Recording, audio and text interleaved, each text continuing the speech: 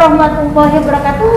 Berjumpa lagi dengan kita dari channel TP PKK Kecamatan Luriang. Saya sebagai pembawa acara Suratna. Dan saya Ketua TP PKK Kecamatan Luriang, Ibu Widiasari. Hari ini kita langsung tadi sudah pengukuhan sudah, terus tadi ada narasumbernya untuk penyuluhan tentang stunting.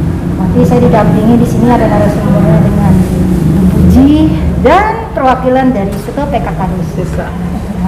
Oke, sebenarnya kita perkenalkan dulu dengan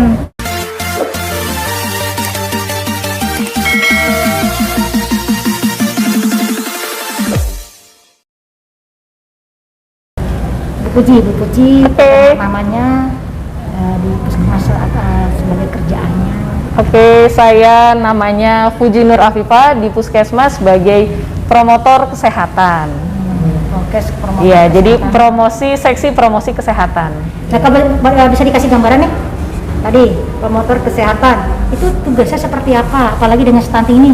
Tadi bagian penyuluhan. Oke. Nah, seperti apa? Oke, jadi promotor itu bukan berarti tukang menyuluh, tapi kita itu pekerjaannya lebih global. Jadi kita itu menganalisa masalah, terus kita mencari pemecahan masalah sampai ke akar penyebab masalah itu kita cari. Nah, setelah kita dapatkan baru kita nanti buat solusi pemecahan masalah. Jadi pemecahan masalahnya pun nanti akan banyak, tidak cuma satu, tapi ada beberapa.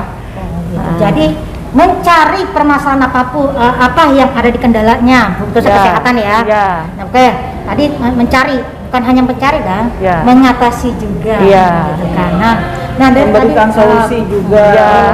Nih bayangannya nih, kita kan di kabupaten nih, Kecamatan Luriang, pasti nama stunting ada. Ya kan. Di kabupaten kita ada PR nih pengukuhan, makanya tugasnya pengukuhan ini kan sebenarnya pengen gebrakan baru nih langsung. Kalau dari tadi kan dari Kepala Puskesmas Pak James, kita selalu mengadakan pengukuhan, tapi kan kadang-kadang kesadaran, makanya diterjunkan lah dari Kabupaten itu PKK Kecamatan Kabupaten mengadakan pengukuhan untuk penurunan bukan pencegahan. Nah, menurut Mbak Puji nih, kalau kita nih PR seperti ini, gambarannya seperti apa dulu, dari mana sampai gimana dulu? Nah, gambarannya itu jadi kita kan di sini pakai upaya kesehatan berbasis masyarakat ya. PKK ini kan termasuk UKBM. Jadi kita gunakan kader-kader ini atau apa namanya duta ya. Duta ini sebagai alatnya. Alat bagaimana kita bisa memandirikan masyarakat melalui duta ini, karena kalau misalkan melalui tenaga medis itu tidak mungkin karena rasionya terlalu kecil, terbatas sekali ya. Terbatas. Jadi kalau untuk masuk itu juga nggak semuanya masuk. Ada PR nih, pengen gregetan untuk nurunin stunting, tapi terbatas ketika masuk kan banyak ada yang nolak. Wilayahnya banyak, kitanya satu. Oh gitu, wilayahnya satu. Jadi kita butuh dengan PKK. Iya betul sekali. Kepanjangan tangannya mungkin. Perpanjangan tangan, makanya saya sangat senang dan mengapresiasi kegiatan ini, serta dapat ilmu baru ya. Terus mengenal PKK lebih banyak. Ternyata memang ilmu PKK itu banyak. Nyambung, jadi semua ada. Nyambung semua ada. Jadinya saya senang gitu. Ini mah udah pada pinter, tinggal geregetnya aja. Pinter sudah, tinggal didorong, tinggal ada geregetnya aja nih. Dan mudah-mudahan bisa konsisten. Mudah-mudahan bisa konsisten. Jadi kita dalam waktu yang cepat sudah bisa ngelihat outputnya, udah ada hasilnya. Mungkin dari 7 misalkan per desa, tahun ini mungkin bisa turun jadi 2. Mungkin kita bisa dongkrak teman-teman untuk lebih semangat sehingga ada angka nyatanya. Kita lihat dari hasil awal tahun, Maret kita masih awal tahun ya, kita lihat nanti bulan Desember apakah balita-balita stunting ini sudah ada peningkatan berat badan gitu. Nah, ini kan di samping kita ada perwakilan dari PKK desa nih. Karena apa nih? Tadi kan dibahas ada gregetnya dari kesehatan, tapi kan terbatas. Yang ini yang banyak. Ini kan banyak tapi sendiri. Nah, ini PR nih. Jadi bukan hanya dikukuhkan doang. Pulang udah gitu saja. Nah, berarti kan ada beban lagi nih. Tugas dibebankan dengan PKK. Nah, ada gambaran nggak dari, mungkin diperkenalkan diri dulu deh. Ya, halo, assalamualaikum. Saya Astriana, Ketua TPPKK Desa Karehkel, perwakilan dari Ketua PKK Desa mungkin di sini sekecamatan Luliang. Ya, sangat bersyukur, alhamdulillah, terima kasih udah dikasih kesempatan untuk bisa bergabung di sini. Tentunya menyandang lokus stunting bukan suatu kebanggaan ya, intinya seperti itulah gitu ya. Karena kan awal ngejabat saya langsung jadi desa lokus stunting, itu berapa desa ya kalau nggak salah, Barengkok, Cibeber 2, Leuwi Mekar sama Karehkel gitu. Mungkin emang dari kita sendiri desa Karehkel untuk pribadi ya udah pernah melakukan kegiatan untuk makanan tambahan, isi piringku gitu kan. Karena itu emang terjadwal tiap tahun, ada anggarannya juga untuk stunting, karena kan saya juga selalu mengingatkan kepada Pak Kades, anggaran untuk stunting jangan sampai lupa, kata saya gitu kan, karena kan kegiatannya apapun itu harus tetap kita lakukan. Dan mungkin untuk wilayah saya sendiri mungkin terkendala sama ya, kadang tidak terbukanya orang tua. Itu jadi kadang kan ketika kita kunjungan mereka tuh merasa takut, jadi kayak bingung gitu kan. Pernah waktu itu bukan stunting mungkin ya, lebih ke masuk gizi buruk atau istilahnya gizi kurang aja kali, kurang gizi ya gitu. Jadi mungkin emang kadang peran orang tua ini emang sangat berpotensi, sangat penting sekali Bu gitu kan, karena yang saya lihat karena kesibukan mencari nafkah sampai anaknya pun tidak terurus dari pola makannya itu gitu. Jadi makannya tuh yang seadanya gitu, yang saya lihat dari ruang lingkup itu gitu. Tapi dia nyari ekonomi, jadi sibuk berdagang gitu, sampai orang tuanya tidak mengurusi. Dilupakan anaknya. Iya, jadi dari pola makannya tuh tidak jadi pola supaya dikasih ya. susu formula supaya mau, tapi tidak diperhatikan dari makanan pendampingnya sendiri gitu. Jadi ketika misalkan dikasih susu formula mau, ya udah, toh dia udah dapat susu gitu kan. Padahal kan yang terpenting itu kan justru makanannya pun itu harus diperhatikan dari nilai gizinya, asupan kalorinya, karbohidratnya atau apanya gitu.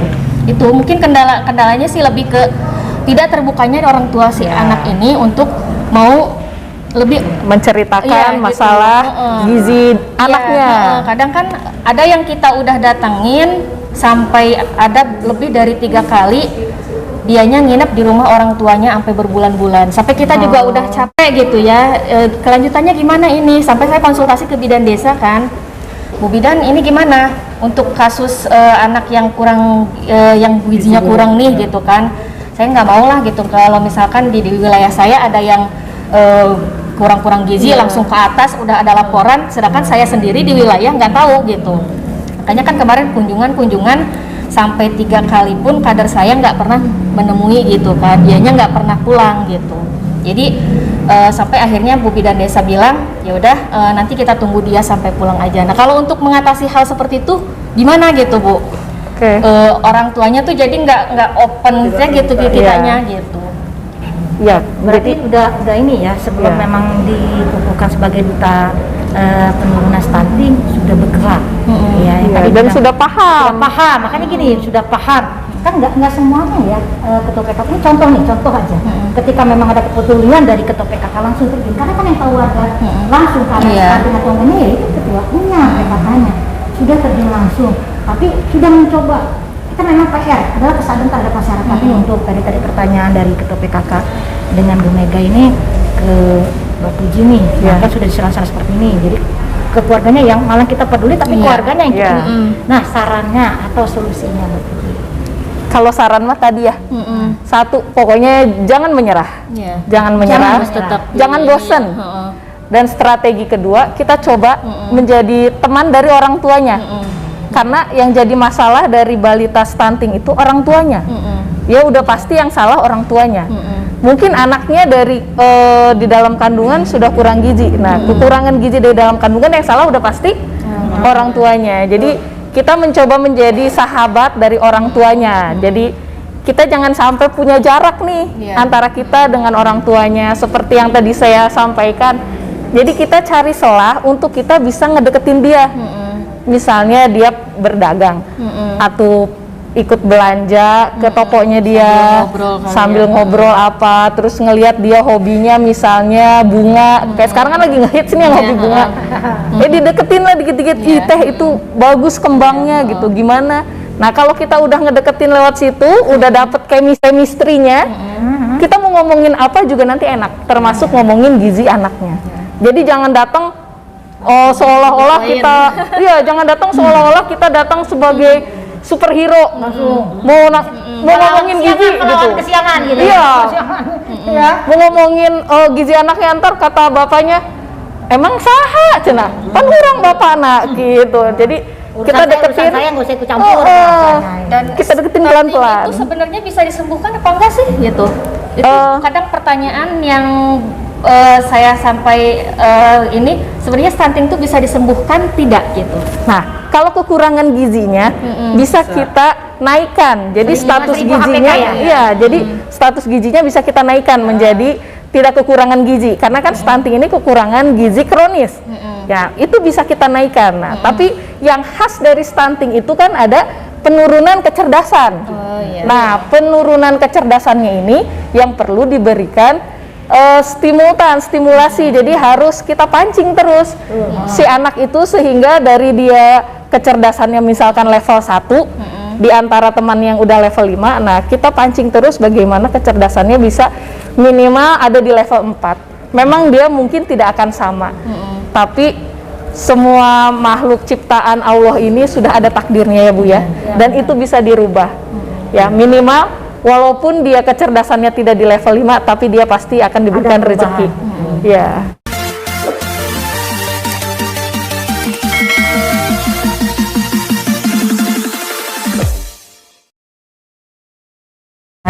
Jadi terlepas itu semua, isi piringku itu kan nilai melihat dari nilai gizi dari makanan untuk diberikan kepada bayi balitanya, termasuk ibu hamil juga, karena kan yang 1000 HPK ini kan ibu hamil yang dari 0 bulan kehamilan, jadi kita juga memberikan kepada ibu hamil yang kemarin itu, jadi ibu hamil, bayi balita sampai kemarin usia 5 tahun yang kita kasih.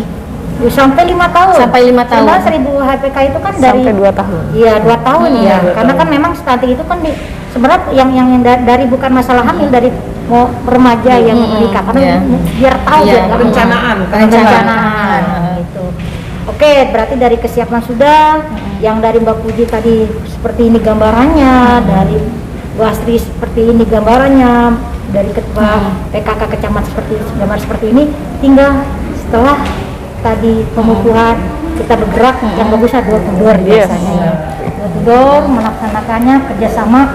Sebenarnya memang melaksanakan sendiri itu sulit, tapi kalau kita bareng-bareng itu lebih mudah. Iya. Insya Allah kedepannya kita lihat. Ya, mudah-mudahan sih dari PKK Kecamatan juga bisa ikut membantu juga gitu, kita yang di desa dan dari pihak Puskesmas juga membantu untuk dari kasih input lah ke kita apa yang kurang dari kegiatannya, dan juga untuk kedepannya lebih baik untuk penanganan stunting itu seperti apa. Mudah-mudahan kita juga bisa dapat input dari pihak Puskesmas, bersinergi lah gitu ya sama pihak Puskesmas dan juga PKK Kecamatan Luliang. Intinya kita saling komunikasi dan koordinasi. Ya. Jadi kita bisa kolaborasi. Dan ada bahasa jangan menyerah. Oke. Mencoba. Intinya mencoba. terus Kalau mencoba belum berhasil, mencoba lagi. Ya. Oke, terima kasih dari tadi perbincangan dengan Bu Ketua PKK Kecamatan dengan Ketua PKK Desa dan dari Puskesmas Ibu Puji yang sangat bermanfaat. Ingat, kita coba penanganan stunting yang target kita untuk bisa nanti di 20%. Amin. Kita bersama pasti bisa. Peduli pun kita bisa. Dengan adanya kegiatan sosialisasi dan penyimpanan duta percepatan penurunan stunting Kecamatan Luliang, kita menjadi jironya stunting khususnya untuk di Kecamatan Luliang. Terima kasih. Jangan lupa subscribe and like and share komen di channel TPPKK Kecamatan Luliang. Juara. Juara. Sekian. Wassalamualaikum warahmatullahi wabarakatuh.